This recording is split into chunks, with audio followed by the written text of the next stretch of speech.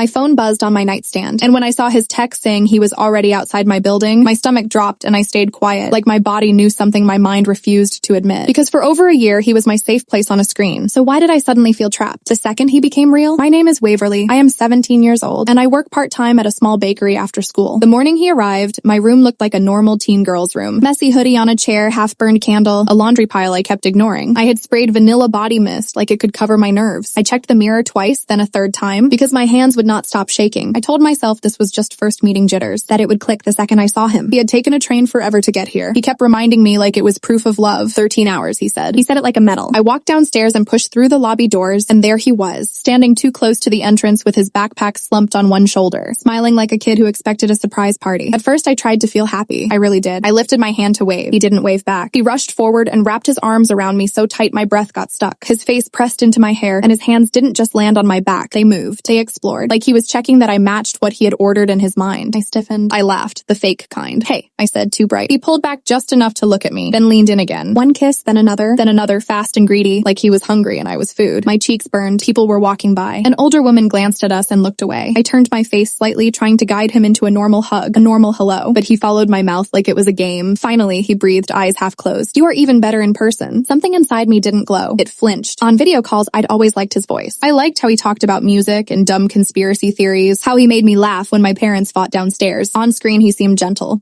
Patient, like he listened. In person, his energy was different. Too fast, too entitled. Like he'd been waiting a long time and now it was time to collect. I brought stuff, he said, and before I could answer, he grabbed my hand and started pulling me toward the stairs like we had a schedule. In my apartment, my mom was at work. My stepdad was out, and it was just me. I had told my best friend to keep her phone on. I thought I was being dramatic when I did that. Now I wasn't sure. He walked into my room like it was already his. He dropped his bag on the floor and sat on my bed without asking. Then he patted the mattress beside him, smiling. Come here. I stayed standing. I tried to make it playful. You want water? You must be exhausted. I am, he said, watching me, but not too exhausted. He said it like a joke, but his eyes didn't joke. His eyes measured. I turned toward my dresser, pretending to look for something. My heart kept thumping hard, like it was warning me in a language I didn't want to understand. He got up behind me. I felt him before I saw him, the heat of his body at my back, his hands coming around my waist. I froze. Wait, I said softly. Can we just slow down? He chuckled like I was cute. We have been slow for over a year. I know, I said, but this is different. He kissed my neck anyway, wet. Too much. My skin crawled. I stepped away, forcing a smile. I'm serious. He lifted his hands like he was being harmless. Okay, but you can't blame me for wanting you. That sentence should have sounded romantic. Instead, it sounded like a warning. We went for a walk later because I needed air. I told him we should grab food, show him the neighborhood, do normal couple things. He agreed, but the entire time he kept touching me, my lower back, my hip, my thigh whenever we sat. Like if his hand wasn't on me, he couldn't breathe. At a small pizza place, I watched him eat and something twisted in my chest. He chewed loud. Sauce smeared at the corner of his mouth and he didn't notice. He slurped his soda and laughed when it fizzed up his nose. On call, that laugh used to make me smile. Now it made my stomach turn. I hated myself for thinking that. I tried to force my brain into kindness. He traveled all this way. He's excited. This is your boyfriend. You should be happy. But then his hand slid across my leg again, higher than before, and I snapped my knees together so fast the chair squeaked. He blinked. What? I'm not comfortable, I said, keeping my voice calm, quiet, controlled. He leaned closer, lowering his voice like he was negotiating. Not comfortable with your boyfriend? My face went hot. People were around us. I felt trapped between wanting to stand up for myself and wanting to disappear. I just need time, I said. He smiled, but it didn't reach his eyes. Okay, time, sure. Then he reached across the table, like he couldn't help himself, and tapped my chest lightly, like it was a joke. I jerked back so hard my chair scraped. I said no, I whispered. He held up both hands, still smiling, still acting like I was overreacting. Relax, I am just excited. That night, back in my room, he took his shirt off like it was nothing and climbed into my bed. My bed. The place where I watched comfort shows and cried quietly into my pillow when my life felt too loud. He patted the spot beside him again. I stood by the door, hugging my own arms. Maybe you should sleep on the couch. His smile vanished for half a second, just a flash, like a mask slipping. Then he laughed. Why would I do that? I didn't come all this way to sleep on a couch. My throat tightened. I wanted to say something sharp. I wanted to scream, actually, but I heard my own rules in my head, the ones my mom had taught me without meaning to. Do not make men angry. Keep the peace. Stay polite. So I did what I hated. I agreed. I slid into bed with my back turned, leaving space between us, and I stared at the wall, pretending I was asleep. The second the lights went out, his arm draped over my waist. His hand slid down. His fingers pressed like he was testing boundaries, pushing for cracks. I grabbed his wrist. Stop. He sighed dramatically. You are really going to do this? Yes, I said, voice shaking. Stop. He let go, but he didn't roll away. He leaned in so close I could smell his breath, and he whispered, you won't act like this once you get used to me. That sentence sat in the dark like something alive. I didn't sleep. Not really. I listened to every shift of his body. Every inhale, every time he moved like he might try again. In the morning, I told myself I needed a plan, not a fight, not a blow up, something quieter, Smarter. At the bakery, I smiled at customers while my hands trembled. I caught myself staring at my phone in the break room, reading our old messages like they belonged to a different couple. He used to ask if I was okay. He used to say he'd never pressure me. But last night wasn't an accident. It was the real version of him. When I got home, he was in my room again, lounging like he paid rent. He had my hairbrush in his hand, twirling it like it was funny. "You left this," he said. I took it from him, gentle, calm, because I was already thinking ahead. If I needed him gone early, I needed a reason that wouldn't turn into an argument he could twist. Then I noticed something small on my desk. My old tablet was flipped on, screen glowing faintly. I knew I turned it off before I left. I knew it. "Did you use that?" I asked, keeping my tone casual. He shrugged. "Just checking the time." My tablet didn't show the time unless you unlocked it. A cold line of fear slid down my spine. I picked it up and tapped the screen. It was unlocked. My photo gallery was open. My hands went numb. I scrolled without meaning to, and my stomach dropped when I saw it. A folder I never opened in front of anyone. A private set of pictures I kept because they made me feel pretty on my own terms. He watched my face change. He didn't look guilty. He looked amused. I swallowed hard and forced my voice to stay soft. "Why was this open?" He tilted his head like I was being silly. "Babe, relax. I'm your boyfriend." He said it like that answered everything, like my privacy was his. I nodded slowly, acting like I accepted it, acting calm, because I didn't want him to realize I was already collecting the truth in my head, piece by piece. And when he reached for me again, smiling like nothing happened, my phone buzzed in my pocket with a message from my best friend that made my blood run colder than fear. She said she looked him up, and his real name wasn't the name he gave me. I stared at that message until the words blurred. Then I turned my phone face down like it was burning my palm. He was still standing there, close enough that I could feel the warmth of his body, close enough that I could smell his deodorant and the faint metal scent of train stations on his jacket. His hand was hovering near my waist, waiting for permission he assumed would arrive. I made my face go neutral. I have always been good at that. My mom calls it my customer service face. The face you use when you are scared but you cannot show it. "What's wrong?" he asked. "Nothing," I said quickly. "I'm just tired." He smirked. "Tired already?" He reached for my chin, trying to tilt my face toward his. I stepped sideways like I was going to my closet. It was such a small move, so normal looking, but it gave me space. He noticed anyway. "You're acting weird,"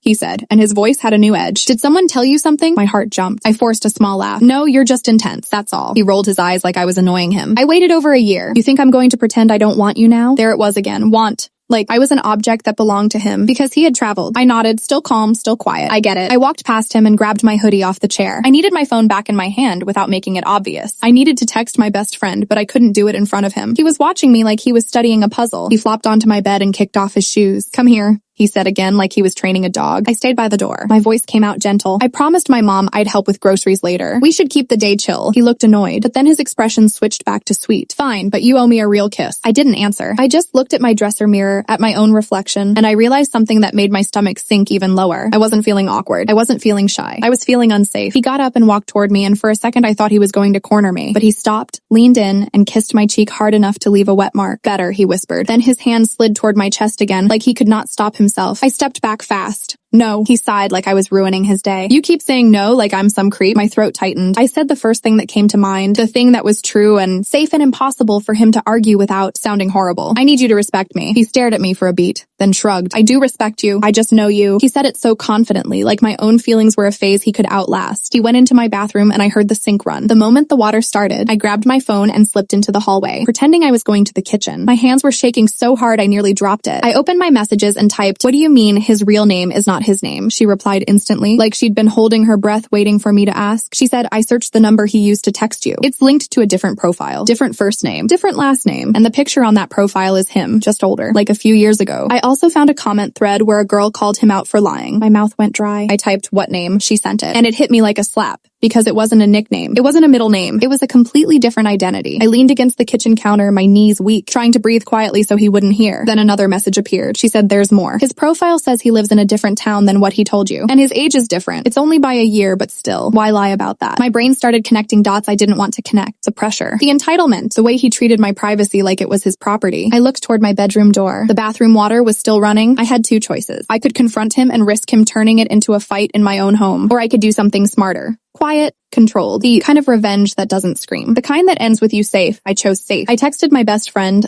"I need you on standby. If I send you one word, call my mom." She replied, "Say the word." I put my phone in my pocket and walked back toward my room slowly, like my legs weren't made of ice. When I opened the door, he was standing by my desk. The tablet was in his hands again, and this time he didn't even pretend it was accidental. "What are you doing?" I asked, still calm. He looked over his shoulder and smiled. "Just learning about you." That line made my skin go cold. I walked closer, not too fast, and I made my voice sound soft, almost curious. "Did you go through my stuff?" He scoffed. "Babe, you're being dramatic." I reached for the tablet gently. "Give it back." He held it out of my reach like he was teasing teasing me. You're cute when you're mad. I stopped moving. I let my face go blank. I'm not mad. I'm uncomfortable. He finally gave it back, but he didn't let go right away. His fingers brushed mine, lingering. Then he squeezed a little too hard. What changed? He asked. You were obsessed with me on call. I swallowed. I kept my voice even. On call, you didn't touch me when I asked you not to. He laughed like that was nothing. That's different. It's not, I said. His smile faded. So what? You're going to make me sleep on the couch now? After all that travel? He was already building the guilt trap, laying it out like a blanket he expected me to crawl under. I nodded slowly. Yes. He stared at me like he couldn't believe I said it out loud. Then he set his jaw and walked closer. You're not serious, he said. I am, I replied. He glanced at my door, then back at me. And what if I say no? My heart thumped. This was the moment where a lot of girls would apologize, would soften, would laugh it off. I could feel that instinct in my chest, begging me to keep the peace. Instead, I took a breath and did something small and quiet. I lifted my phone and tapped the screen like I was checking the time, but I wasn't. I was opening my voice memo.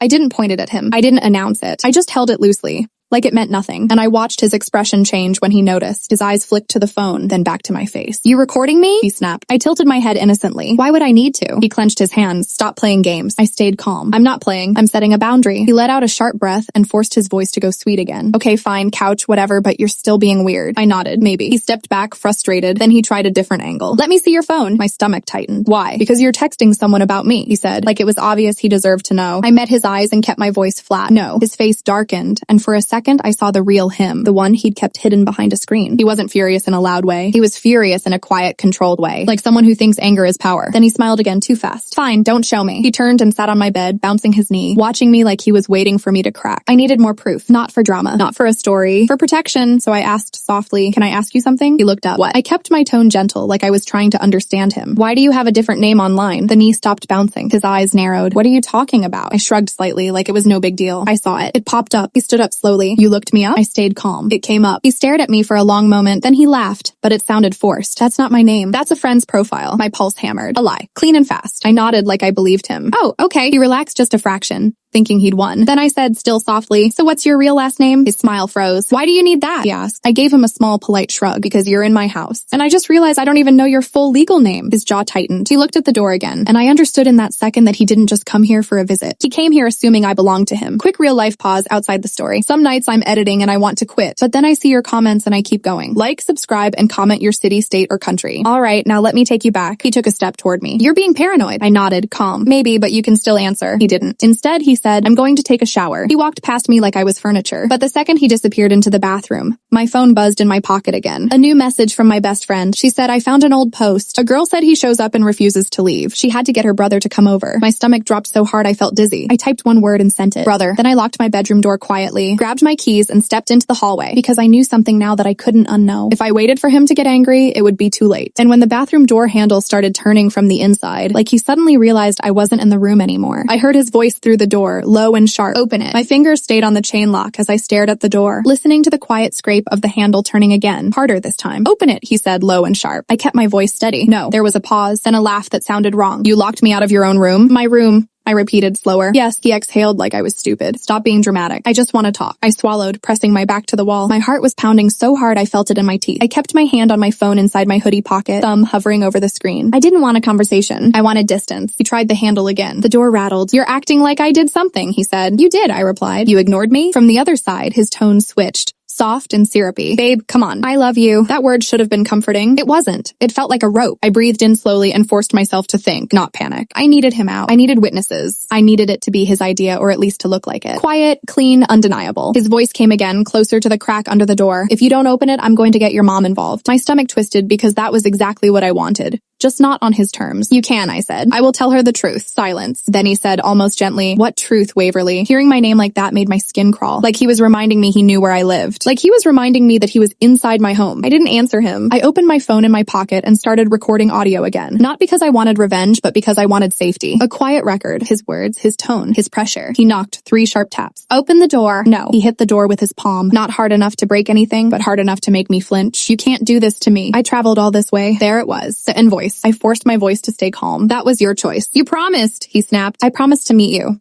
I said. I didn't promise you my body. Silence again. Longer. I could almost hear him thinking. Then he said, so you're breaking up with me. It wasn't a question. It was a threat. Like he expected me to scramble and apologize. I stared at the door and let the truth settle in my mouth like a bitter pill. Yes. On the other side, he made a sound like he was offended. Over what? A hug? A kiss? You're acting like I assaulted you. My hands shook. I reminded myself to speak less, hit harder with action. He wanted a fight, a dramatic scene he could twist later. I wasn't giving him that, I said quietly. I told you no more than once. He laughed again, sharper. You're going to regret this. My stomach went cold. I didn't answer. I heard footsteps. He moved away from the door. Then the bathroom faucet turned on for a second. Then off, like he was checking something. Then I heard him in my room, shifting things, opening a drawer. Panic rose in me, hot and fast. I stepped to the side and cracked my bedroom door just enough to see into the room. He was by my desk, my backpack open. My laptop was out. My tablet was in his hands again. He was going through my life. I pulled the door shut gently and locked it again. I kept breathing. In, out. Do not panic. Do not scream. My phone buzzed. My best friend called. I answered without speaking, just holding the phone to my ear. Her voice was urgent. I'm on speaker with my brother. He's already driving over. Relief hit me so hard my eyes stung. I whispered, "Thank you." She said, "Do not open the door. Keep recording if you can." I looked at the door,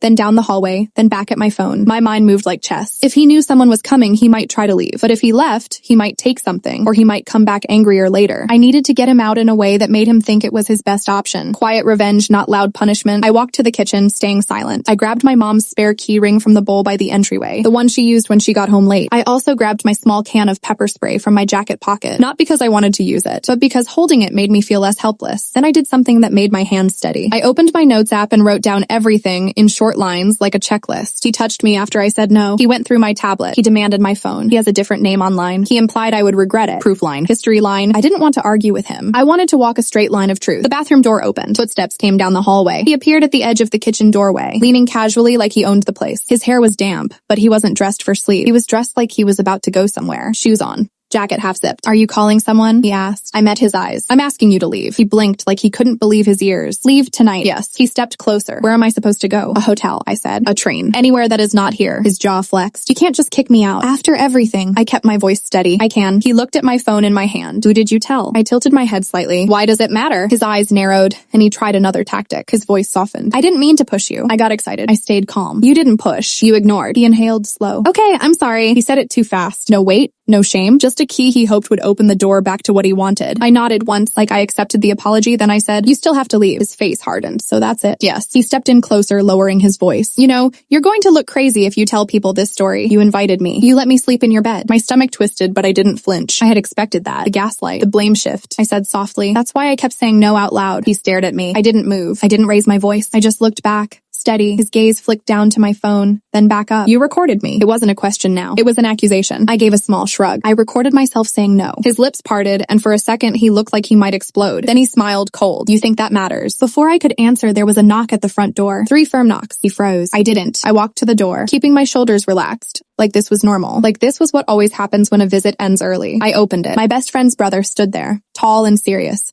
holding his keys. My best friend was beside him, eyes wide, jaw tight. He looked past me into the apartment and said calmly, "Hey, I'm here to pick her up." My boyfriend's face changed, fast. His eyes darted from me to them, calculating. He forced a laugh. "Oh, so you're doing this. You're bringing your little guard dog." My best friend's brother didn't react. He stayed calm like he'd done this before. "Pack your stuff and leave," he said steady. "Now." My boyfriend puffed up like he wanted to fight, but his eyes kept flicking to the open doorway, to the hallway, to the fact that there were witnesses. He hated witnesses. I could see it. He turned to me, voice tight. "You're really throwing me out." I nodded. "Yes." He stepped closer, trying one last time, softer, almost pleading. "Waverly, don't do this. I came all this way because I love you." I let the silence hang for a beat. Then I said, "If you loved me, you would have listened the first time I said no." His expression cracked. Anger flashed. He spun toward my room and stomped down the hall. I followed at a distance, not alone. My best friend stayed beside me. Her brother stayed near the door watching. He yanked his backpack off my floor and shoved things into it. Not folded, not careful. Like he wanted to punish me by leaving chaos behind. Then he grabbed my tablet. I stepped forward. "That stays." He held it up, eyes cold. "You want it? Come get it." My best friend's brother took one step into the hallway. "Put it down." My boyfriend's eyes flicked to him, then back to me. He smirked, trying to keep power. "So you have him now?" I didn't answer. I just held out my hand, open. He stared at my hand, then tossed the tablet onto my bed like it was trash. It landed with a dull thud. He turned, slinging the backpack over his shoulder, and walked toward the living room. At the door, he paused, twisting back to look at me. "You're going to regret this," he said again, like it was a promise. I stepped forward, calm. "No." He blinked. "No what?" "No, I won't," I said. He opened his mouth, then shut it, frustrated. He wanted me to cry. He wanted me to beg. He wanted a messy ending he could use later. I gave him none. He left. The door clicked shut, and for a moment, the apartment went silent except for my own breathing. My knees went weak. My best friend grabbed my arm, steadying me. "You okay?" she whispered. I nodded, but my throat was tight. My body felt like it was still bracing for impact. Her brother said, "Do you you want us to stay while you call your mom? I swallowed. Yes. I called my mom and told her everything in the simplest sentences possible. Like reading a report, no drama, no apologies, just facts. My voice shook, but I didn't soften the truth. When I hung up, my phone buzzed again. A notification from a social app I barely used. I opened it and my stomach dropped. He had already posted, not a rant, not a breakup announcement, a sweet photo of us from the pizza place, cropped so my stiff posture looked like a shy smile, with a caption about finally meeting the love of his life. I stared at it, heart racing. This was his plan. Control the story first. Make me look like the unstable one if I spoke up. I didn't comment. I didn't argue. I took screenshots. The caption, the time it posted, the location tag he accidentally left on. Then I did the quietest thing that hit the hardest. I clicked his profile and I tapped the 3 dots. And I looked at the account details. There it was, linked info, the different name my best friend had found, the old town, the trail he thought nobody would check. I didn't expose him to everyone. I sent one calm message to the right person, his mother. It took me a few minutes to find her, but when I did, her profile was full of family photos and proud posts. The kind of page that tells you she still thinks her son is a good boy. I wrote one short note. I said, "Hello, I'm the girl your son visited this week." I asked him to leave early because he repeatedly ignored my boundaries after I said no. He also went through my private device in my home without permission. I have recordings and timestamps. I'm letting you know because he used a different name with me, and I want him to stop contacting me. Please confirm you received this. Then I attached nothing. No drama, no threats, just a quiet promise that proof existed. Within minutes, she replied. She said, "What is his name?" My hands were steady now. I replied with the name he gave me. Then I replied with the other name. Then I waited. A minute later, another message came through. Her tone changed. Short, sharp. She said, "I am so sorry. He told us he was visiting a friend. He is coming home right now. Do not respond to him. I will handle it." I set my phone down and stared at the wall, feeling something I hadn't felt since he arrived. Air. My best friend exhaled like she'd been holding her breath for days. "Oh my God," she whispered. I didn't smile, not yet, because my phone buzzed again. A message from him. One line. He wrote, "You ruined my life." I looked at that sentence for a long time,